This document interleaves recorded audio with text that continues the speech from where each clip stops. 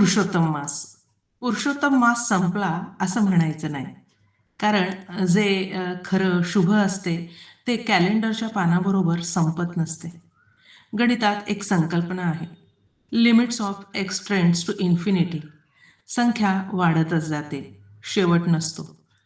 अगदी क्षितिजासारखी दिसते, पण गाठता येत नाही. पुरुषोत्तम मासाचाही अगदी तसंच आहे. आज मध्यान्ही त्याचा क्षय झाला.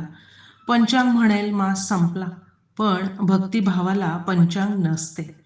श्रद्धेला दिनदर्शिका नसते. उपासना ही तारखेच्या चौकटीत अडकत नाही.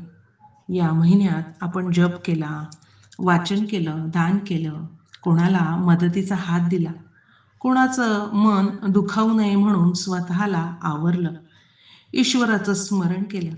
ही सर्व कर्मे म्हणजे जणू काही आध्यात्मिक एवढीच ना, आता ती मोडायची नाही. उलट पुढील पुरुषोत्तम मास येईपर्यंत त्यावर व्याज वाढवतच राहायचं. पुढचा पुरुषोत्तम मास कधी येईल हे पंचांग सांगेल, पण तोपर्यंत आपल्या खात्यात किती पुण्य, किती सद्भावना, किती समाधान जमा झाले आहे याचा हिशोब मात्र वासुदेव ठेवतच असेल.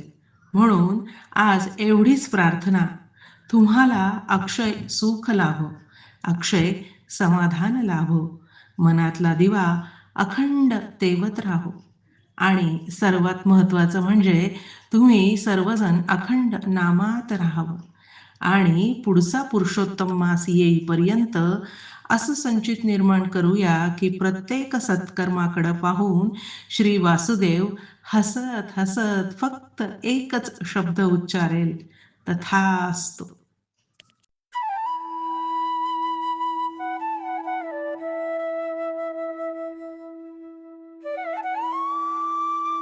अध्यात्मावर अशीच माहिती मिळवण्यासाठी देव माझा चॅनलला सबस्क्राईब करा.